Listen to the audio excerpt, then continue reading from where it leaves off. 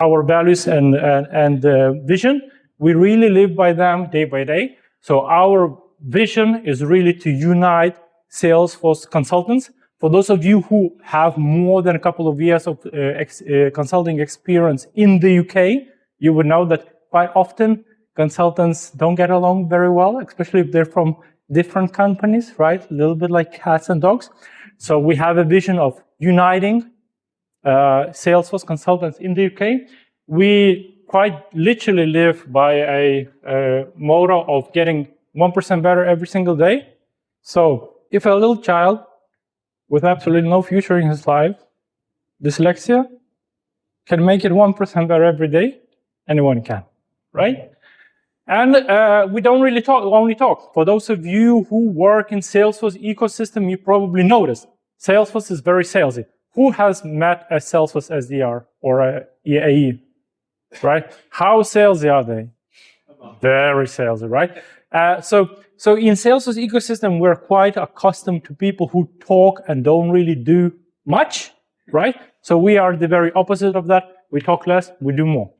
And talking about doing more, one of the things that I'm actually really, really grateful what we achieved, over 100 people across the world actually nominated me for Salesforce MVP.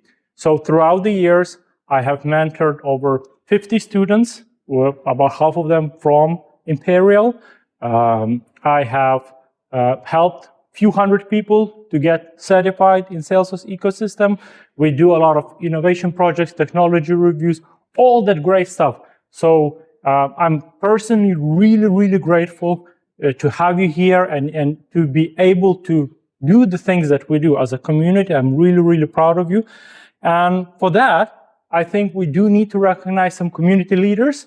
So unfortunately, we don't have Darren here. He is trying to drive a Formula One at the moment somewhere in France. But we do have Raksha. So Raksha, thank you very much for your contribution. For those of you who do not know, Raksha is probably our top blogger in SFC&C community. She's doing really, really fantastic work. And if you want to see an example of unsung hero, Raksha is definitely one. And for those of you who would be aspiring to become a leader, we have an open vacancy. So if you learn more about SFC&C and it inspires you in any shape or form, please let any of us know, because there is a vacancy to become an SFC&C leader. Now, a call for action. So SFC&C has two types of memberships. Not all of them are free. You don't need to pay anything for it. We have base members, and you can come and hang out with us on LinkedIn. We do a lot of technology reviews, innovation projects, POCs, blog posts. Recently, even AI-generated podcasts. Really, really a lot of great stuff. But if you actually would like to, roll up some sleeves and actually do become 1% better every single day, we do have what we call active members. So, for example, about 20% of the room are active members. Even Sam is in our active members community. We proactively every single week do things. Some of them would be just spreading the word. Sometimes it would be POCs, innovation projects, blog posts. In regards of unsung heroes, we do one-pagers and case studies. And we were supposed to have a couple of people here from Wipro. There's a lady here from Wipro. So actually one of our SFC&C members person was struggling a little bit. They joined as a contractor. They were actively mentored by myself and a couple other people. And just recently, he got a director role at Wipro. That's another great story of achieving great things. And in regards of leaving with action and results, as I mentioned, we actually talk very little. We do a lot of things. Here are a lot of one-pagers of our unsung heroes. We produce a lot of case studies of fantastic projects that a lot of our community members do. And blog posts, innovation studies, technology reviews, and also in-person events. So just like what you're experiencing here today, almost every single month we have a lot of fantastic events, and every year we choose a theme for the year. So the theme for the last year was, there is a difference between knowing the path and walking the path. I'm sure many of you have heard that theme, that quote. And this year's quote is, what if? So I would like to invite all of you to ponder upon the question, what if? What if you take action? What if the small idea that you have today, you circle around your peers, and we have a lot of brilliant people here, maybe that will be the next big innovation project, right? Obviously, I understand couches needs greasing and Netflix needs washing, but if you do, what if? What if that could be the next big breakthrough in your professional life or personal life, or even a big technology innovation? So some of my slides are a little bit messed up. Really sorry about that. So that's SFC&C, and that's us. Now I think I'm a couple of minutes over. I'm really sorry. I did catch something in my throat. I was not able to speak for a couple of minutes. But Salesforce Consulting Excellence, right? So who am I to actually talk about Salesforce Consulting Excellence? Well, for first, I'm the founder of Salesforce Consulting Contractors community, and I've been blessed with the opportunity to actually work on some really exciting projects, right? So I think I know a thing or two about what is a good or a bad project. I am missing a slide. Again, really sorry. Some technical difficulties. Cool. So, before I go here, can anyone tell me what are one or two issues that we have generally in the UK that is kind of setting economy or the country back a little bit? Maybe more economy. Let's focus on economy. Can anyone tell me one or two reasons why some of the companies are not succeeding in the UK, or what's setting UK economy back a little bit? There are a lot of rules, regulations, and restrictions for a company to be able to operate in a free or creative way. Okay, that's a very good observation. I hear that from a lot of businesses often. Any more ideas, Rahan? High taxes. High taxes, yes, that is a lot of people. Nobody likes paying taxes, apparently. Any other ideas? Sam, what would be your idea? Uncertainty. Actually, that is true, because sometimes people just are afraid to move forward because, over the uncertainty is a bit of a paralyzing factor. But one of the two interesting aspects that I would like to draw your attention, and I have some research to talk about it. If somebody's interested, let me know. I can share that. But one of the two big reasons why UK is set back, and this is not being talked about on the news, but because I work with a lot of companies and we track a lot of financial data, it's actually two main factors. One of which is low productivity, so we will cover that in this presentation. The other one is really expensive energy, but I don't think we can do anything about it just immediately now. So let's just focus on this one, but I'll cover these very quickly. One of the reasons why these are important, because if you look at this trend, UK have been, the GDP, including all the other G7, they've been growing. The productivity, some countries been growing, some countries not so much, but look how the gap between GDP and productivity per capita is spreading out in the UK. I think this is one of the really serious points to consider, because so many companies and so many projects just simply happen not to be really productive. And when the companies need to do something, when they need some sort of breakthrough, right, what do? They usually hire an expert, consulting company, right? So we can't do it ourselves, let's get an expert. But what happens then? How many of you here have been at least 2 or 3 implementation projects? Not necessarily sales, but generally technology. 1, 2, 3, 4, 5, 6, 7, 8, pretty much almost all of the room, right? Now, how many of you, let's actually ask around. Raksha, what do you think is an average Salesforce or IT implementation ROI? Percentages-wise, depends. Is where you're coming from, but For the businesses, so somebody wants to implement Salesforce or any other system or innovate, what's the ROI? 35 to 40, 35 to 40, 35 to 40. Anybody more, anybody less? How about Gulshan? We overestimate the ROI in Salesforce implementation. It's actually quite low. So what would be your educated guess? What is the average Salesforce implementation ROI?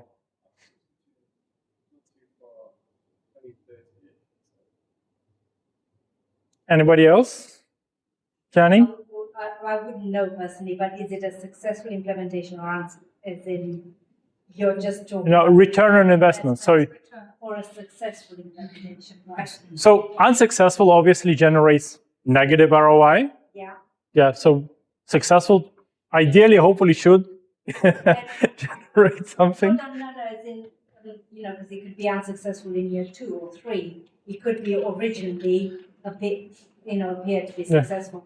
Are you talking about the return on investment for the life of the straight away, in the first year, in the first?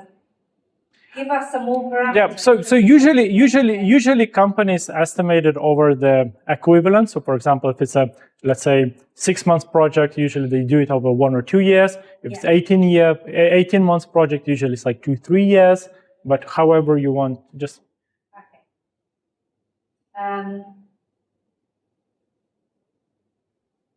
60. 60? Yeah. Wow, that's really high. Sam? I think I'd agree with Gulshan, actually.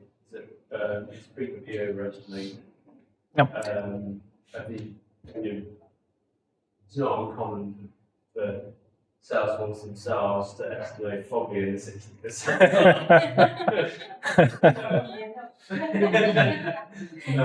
But the reality is, we're talking about productivity, probably somewhere around the 20, 25, 30% mark. Yeah. So some of the spoilers are here on the screen, but really, I work with these things and we do a lot of research in my business and with the community. And the reality is, if you actually try to research this and you see mostly the advertised success stories, they were advertised 200%, 300%. But these are really like the very edge success cases. And here are little bit more realistic data, right? So as you can see, productivity is dropping. The clients are now demanding more measurable, faster ROI. But the reality is that most transformation projects are not really that successful. And to be quite honest with you, most of the digital transformation projects, they're actually in negative. Like, I work with CFOs quite often, and sometimes after like a 12 months implementation project, they need to justify something, and they pull up very interesting justifications where they estimate the ROI, but because it was originally supposed to be, let's say, 5 months project, ended up being 9. So over 1 year, the data looks really, really bad. So how about we spread the cost and expected ROI over 3 years? How is the data looking? Is it looking a little bit better? How about we take away also the operating costs? And this is where they get the ROI. And the reality is that productivity is quite low, but even when a lot of companies hire experts, and the reality is just being same low productivity, but much more expensive. The return on investment is relatively low, and this is why we're having this conversation about consulting excellence, because essentially it's about, can you deliver good value, right? Now, So what is the definition of Salesforce Consulting Excellence? Can anybody share a quick definition of Salesforce Consulting Excellence? What is a Salesforce Consulting Excellence for you? Consulting excellence for me is getting the client to trust in you, to be the trusted advisor that they go to when they have additional problems, because they consider you the person that can help. That's a very good definition. Anybody else? I would say consulting excellence is like definitely like client can rely on you whenever they need it. So it's more like definitely trust is one of the factors, like what she has already said. So client can more rely on you when they needed it more, right, rather than trying to find out where to exactly. Yes. Very good. Our cloud elements. We're not a consulting company then. But what is consulting excellence, or what is generally project excellence for you? Well, for us, it's leaving the customer with, it's minimizing rework and leaving them with something that they're going to be able to really pick up and run with going forward. It's really where we focus. And these are all really good answers. So although that I'm not Oxford Dictionary, but this is my personal definition. So one part that I didn't mention is trust, which is really, really good, you guys know. But essentially, Salesforce Consulting Excellence or Project Excellence is simply establishing trust, right? Because you need to trust. Without trust, it will be paralysis. And then just getting stuff done, right? And ideally, getting stuff done without massive debt or needing to hide and tinker with numbers, right? That's essentially. So we're going to quickly cover some fundamentals. And when you think about Salesforce Consulting Excellence fundamentals, it's really quite simple. It's all about clear scope and how often the scope is clear. $1 million. Yeah. Plan. How often are we clear with the plan? How are we going to do it? So scope, what do we need to do? Don't know. And how are we going to do it? Well, don't know, right? And then desired outcomes, maybe after the project, right? So this is really what we're going to cover quickly, core aspects of it, and it all comes to strong governance, right team, because you do need the right people, tools, and hopefully Elements.Cloud can cover a little bit more about tools, change management and communication. It's essentially the same thing. You do need to communicate about what you're doing, clearly communicate, and then make sure that whatever you're building is for purpose. So sometimes people think about digital transformation or Salesforce projects as this big behemoth that it's like you can't just define. It's like magic. It's like, woo, just smokes and mirrors. But really, all you need to do is to know what you're doing and how you're going to get it done, and hopefully can attach some desired outcomes to it, right? So do you need to have some magical talents to get it done? Do you? Gulshan? Well, nobody can have a salesman magical talents like yourself, but do you need magical talents to get Salesforce done?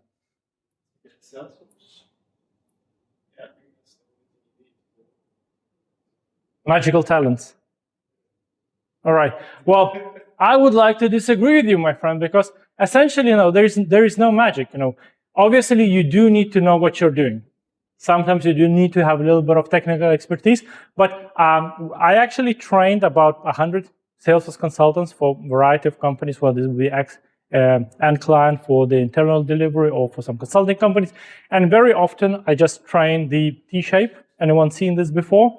Anyone who worked with management consultants has probably seen it a million times. But essentially, all it means that a T-shaped professional, you need to have quite a broad kind of shoulders, which is like the overlying, you need to understand what you're doing, right?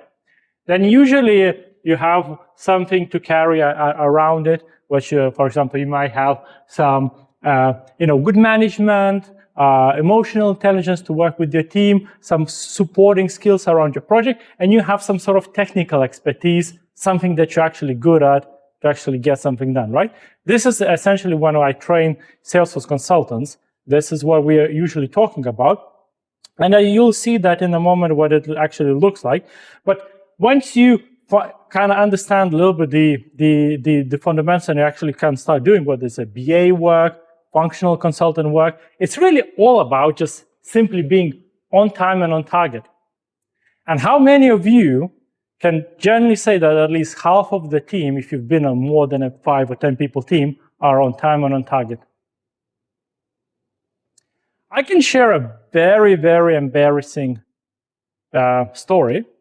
One of the current projects that I'm working on, in regards of pure ROI, is probably the best project of my career, about 11x ROI.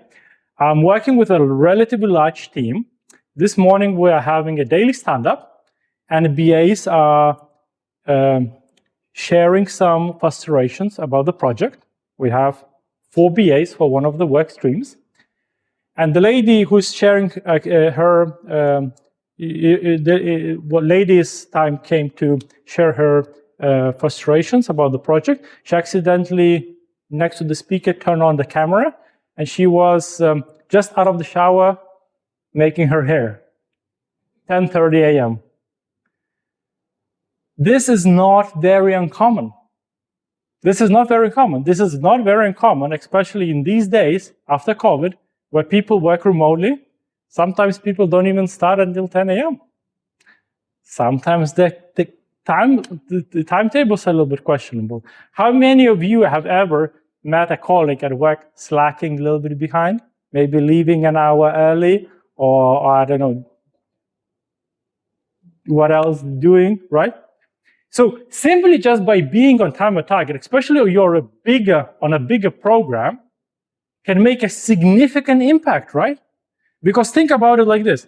If I'm a BA and I have 6 or 7 people relying on me, if only one day a week I slack 2 hours, that spills into the next sprint, into the next sprint. How many of you had a sprint spillover?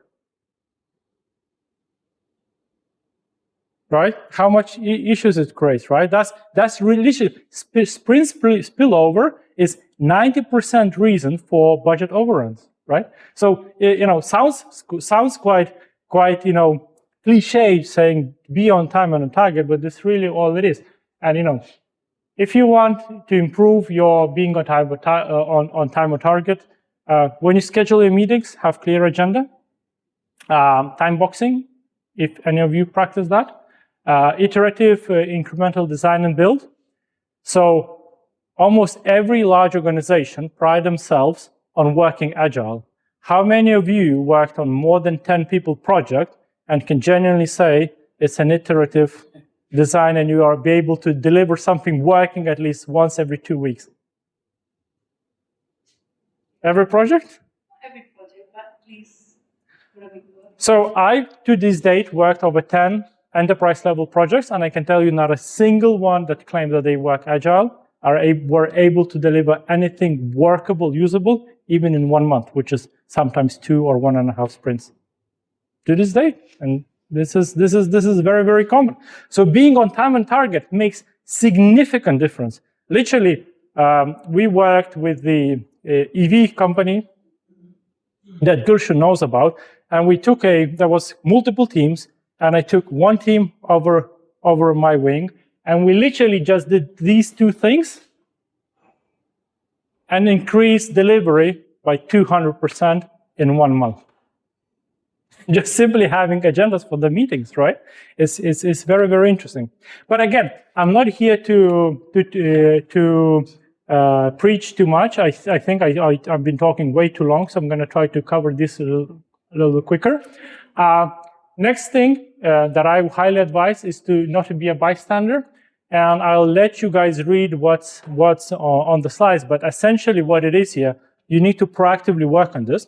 And one of the reasons why some of our projects are really, really successful is simply because when we work on the projects, we'll ask people to be able to tell when something is not done before it needs to be passed to them, and if something is not working when they pass this over. And one of the very frustrating thing that I personally find when working with larger teams. Somebody says, oh, yeah, we finished. Yeah, the sprint is done. Okay, so are the integrations done? Oh, integrations is not my scope. But you're in charge. You're the project manager or the scrum master. This sprint is yours. Yeah, but integrations is with the other team. Okay, integrations are not done. So how about documentation? Oh, no, documentation we're going to do at the end of the month if we have some time. How many of you seen this one before, right? So essentially what happens, they say that everything is fine. Yeah, how many of you heard this? Everything is fine, just like this car. Everything is fine. And the moment somebody's sick or something goes wrong, it absolutely falls apart in pieces. By the way, if anybody likes GIFs, just prepare yourself. I have a couple more. No, enough to support the team.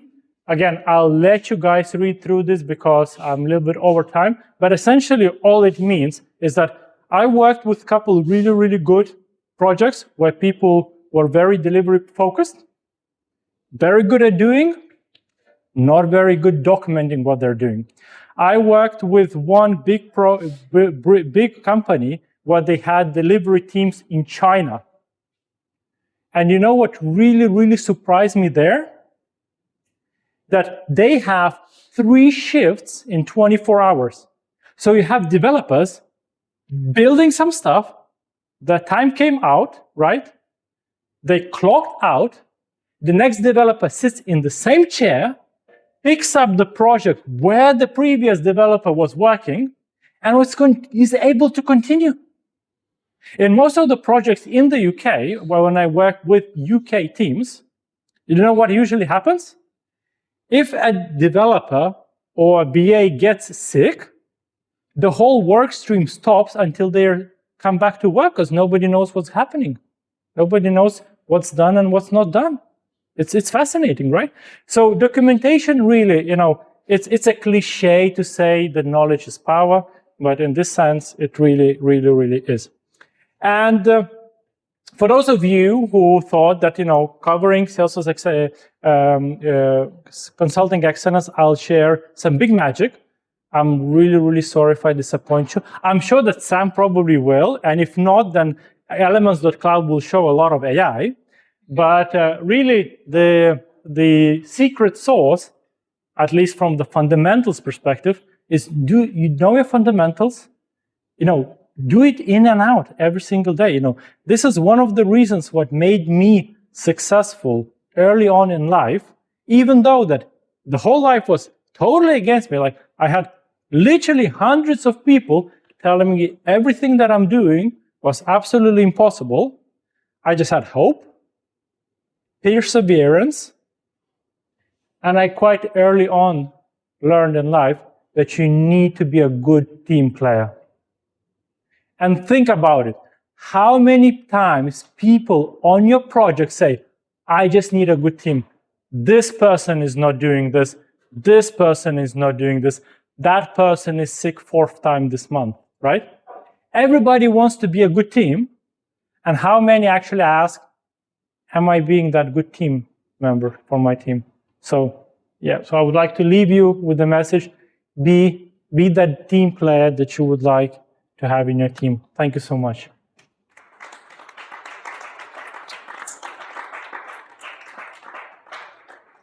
Now, going back to the agenda, I think we're incredibly over time. I'm really, really sorry about my trembling voice, but let's take at least 5-minute break, and hopefully Sam will tell us more serious consulting.